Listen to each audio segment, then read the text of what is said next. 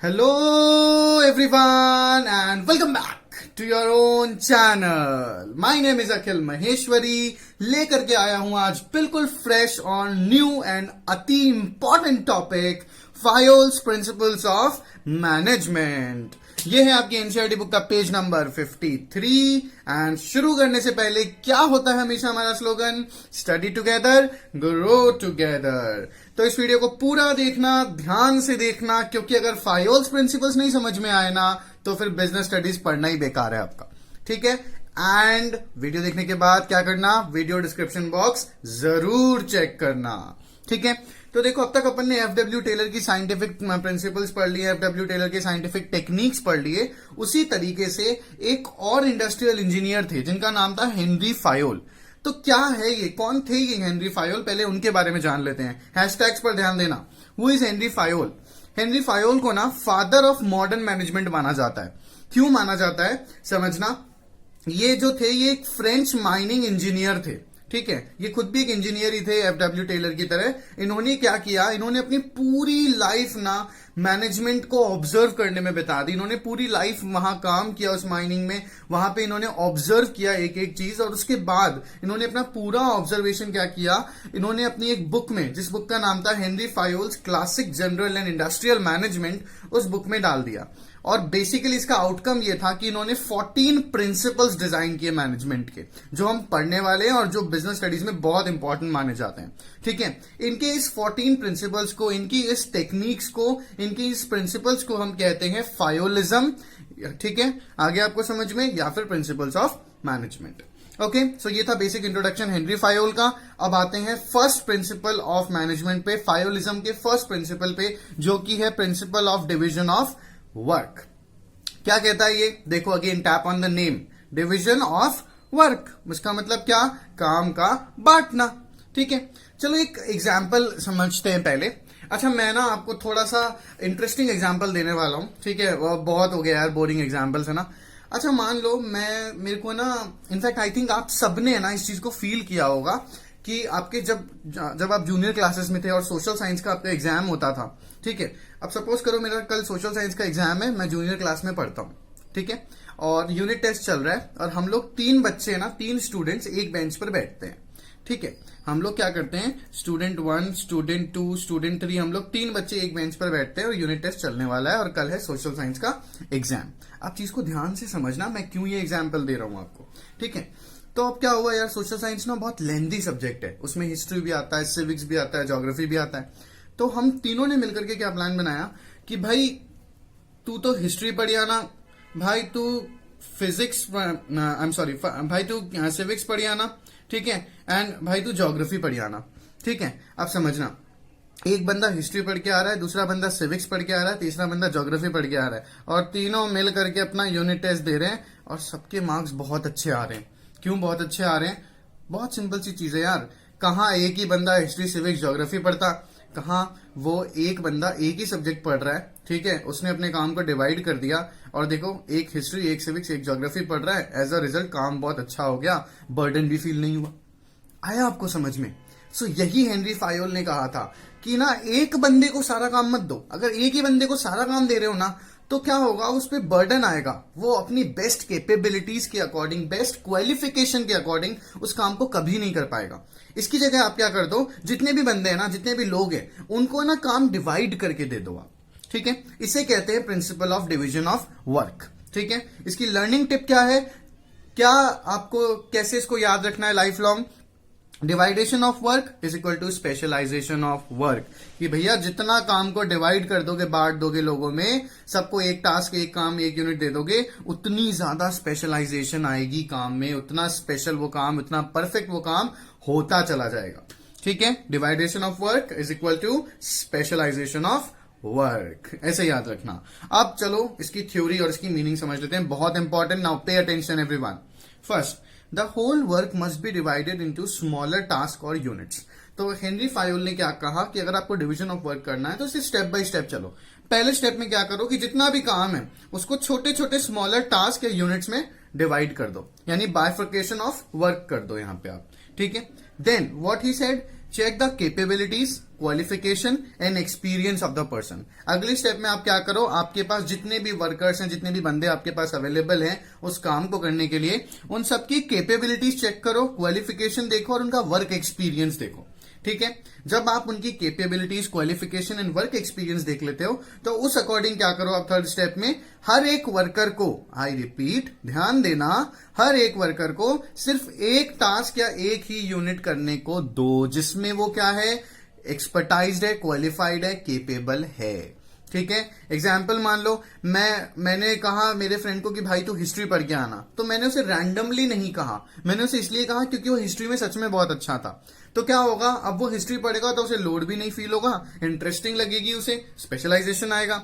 और मुझे क्योंकि हिस्ट्री बोरिंग लगती थी तो क्या होगा कि काम और अच्छे से हो जाएगा, मेरे करने की जगह उस काम को वो इंसान करेगा जिसमें ज्यादा कैपेबिलिटीज हैं।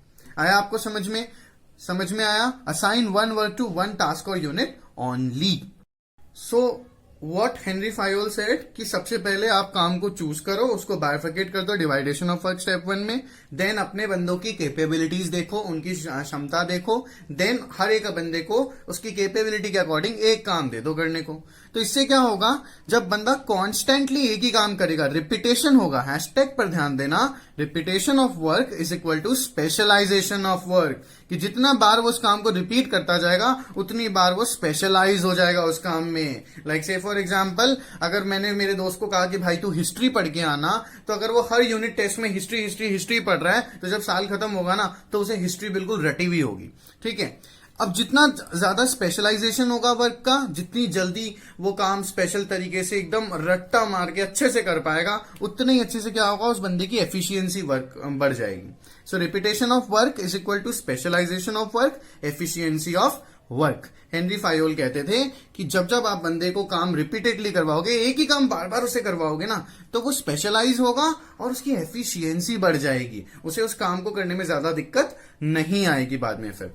ठीक है, and what Henri Fayol said, hashtag पे ध्यान देना, every job can be divided and performed better. सिर्फ ऐसा ही नहीं है, principle of division of work आप एक ऑर्गेनाइजेशन में अप्लाई करो। इनफैक्ट मैंने तो आपको ऑर्गेनाइजेशन का एग्जांपल दिया ही नहीं, मैंने तो आपको पर्सनल एग्जांपल दिया हमारी स्टूडेंट लाइफ का। तो हर जगह ये अप्लाई होता है, जहां पर भी काम को आप डिवाइड कर दोगे ना लोगों के बीच में, उनकी कैपेबिलिटीज के अकॉर्डिंग, काम बहुत अच्छे से होगा।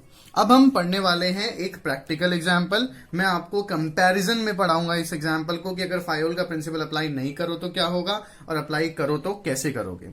तो प्लीज ध्यान देना इस पे, ये बहुत इंपॉर्टेंट है एग्जाम्पल आपको समझना। सपोज करो एक फर्नीचर मैन्युफैक्चरिंग कंपनी है, ठीक है, और उसके पास ऑर्डर आता है कि उसे 100 टेबल्स बनानी है। क्या बनानी है उसे? 100 टेबल्स बनानी है, और उसके पास उस काम को करने के लिए 5 वर्कर्स अवेलेबल है।